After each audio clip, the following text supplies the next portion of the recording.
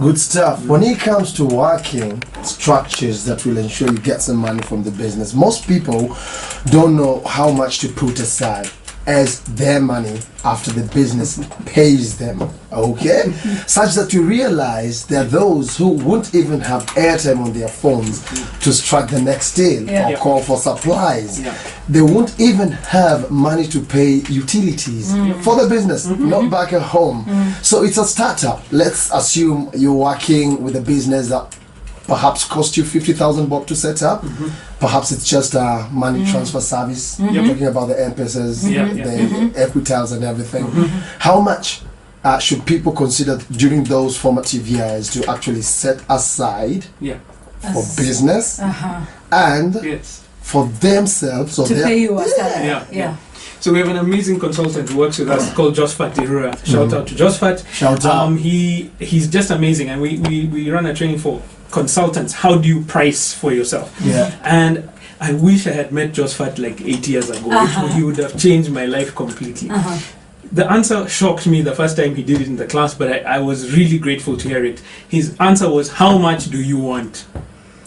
So he said, start off with that in mind. So when you're getting the business in place, decide how much do you want to be earning, and then you put in place the business structures to pay you that amount. Now, you said I've started with 50K. Now you can't say I'm going to start a business with 50K that's going to be paying me 100,000 every month. No, that doesn't work.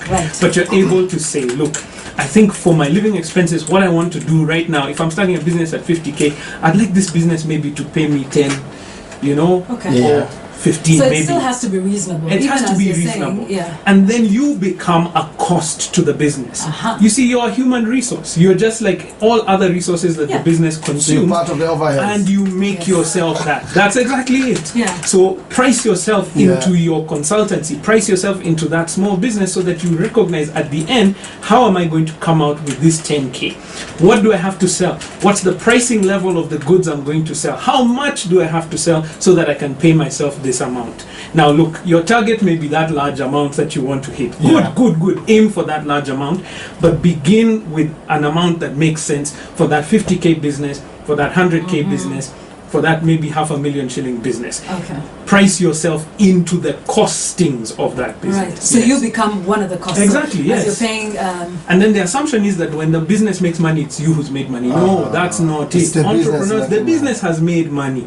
And if you price yourself into it, then it becomes now more real. Maybe you haven't made as much money as you think you have made. So in short, with that unasema, when we are listing down our overheads as a business, gharama zako kwa senye kizungu inaweza kuna tupiga chenga.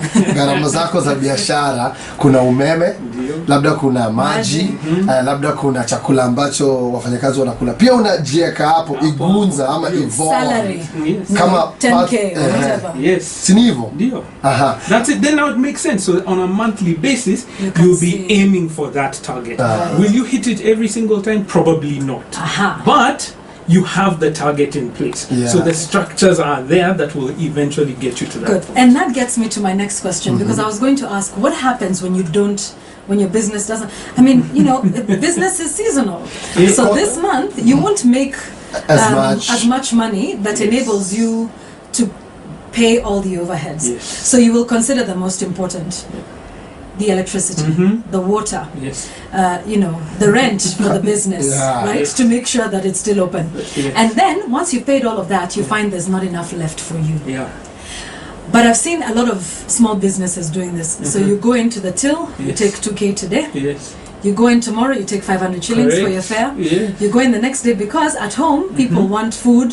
So you go in, you keep picking. But because this month you were not paid a salary by your business. So one of my mentors taught me this, and she said the business is actually borrowing from you. So some of these entrepreneurs, if you keep good enough records, because the business has not paid you what it was supposed to, you were supposed to get 10K that month, but because things were tough, you got nil. You got nil, or you got even one. Whatever, you probably, no, as you said, you didn't get zero, because if you got zero, you'll not be living. The likelihood is you got, that's less than what you're anticipating. Is what you were saying earlier on, you're borrowing that 1K, that 500 every day. So you're not borrowing, you're actually taking your income from the business, and the business has borrowed from you whatever is left over. forever. And if you keep good enough records, then in a couple of years, when that business is now functioning and is fully making the profit, it should pay you back for that money with interest for having borrowed from you at that point. And well, at it, no point to me raise if you put down your records. Unaona?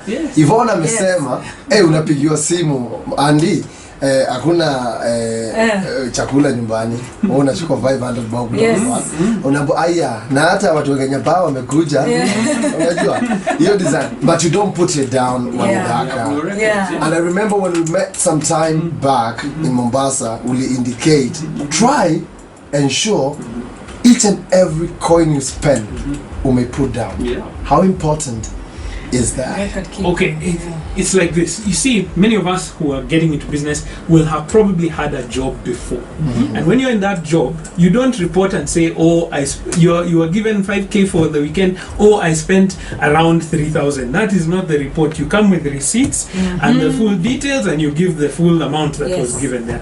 That's the only way that businesses actually can function. And anyone who's functioning with money, anything that you can say is disposable income. If you have such a thing, please give it to me. I don't mind disposing of it for you. However, there is no such thing. Therefore, in your business, make sure you account for every single cost. And every single place that cash is flowing, you need to know where did it go? Out to your suppliers, in from your customers, and out to yourself, even because you're one of those people that are cost in that business. If you keep those records, then the business begins to run properly. And it's not usually very complex at the startup stage. Because I was going to ask, we look at a proper record book, and there's income and there's expenditure, and there's all of these complicated ways that you can actually put down your records in accounting. So if it's negative, should you put it in brackets? Should you put it in color red? All those things that we think, okay, I can't do that. But so what you're telling us is, how simple or how complex can it be? So there are two things. Number one, it's rarely is it extremely complex if you're starting up a small business. So therefore, just knowing where is the money, just record it came in, it went out, and do the numbers balance so that you know that the cash has come in or not. The second thing is this. No, I should not ask it as a question, I'm going to state it. There are many accountants in this world, and I'm probably sure you know even one of them. Engage with professionals, even if it's just to say, hey, guess what, help me to set up my books. Call your cousin, your uncle, somebody who can help you set up the books. Go online, because I am 100% sure there are many free online classes that can be able to assist you to do that. Go and find out, learn. You see, we cannot say that we are not creating wealth because we don't know how to do it. If you remain in ignorance, that is your choice. We live in the information age. In our age, knowledge is power. It is available. If you say you can't find it, I don't know, maybe you don't know how to use Google, we can assist you with that. So we have to stop giving ourselves excuses for functioning at a level that doesn't matter. And we give ourselves many excuses. Oh, I didn't go to school.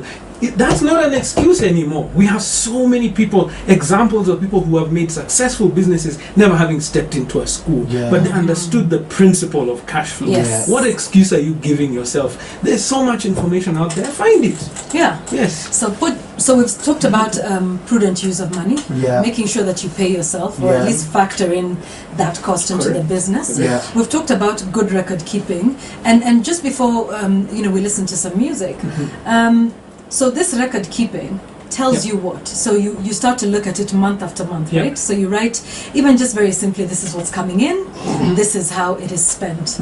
So how do you then use that information? So you'll do it this month, next month, April, May, June, July, August, September. After a couple of months.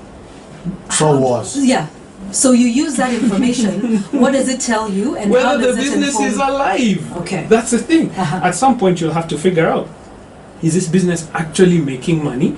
And those records are also very good, because KRA will come and ask you a few questions about where your money went.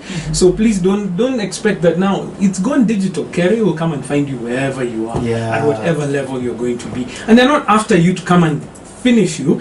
They're after you to get the revenue that will help this country grow. So tax is not a bad thing. But let me that's the outside side of it.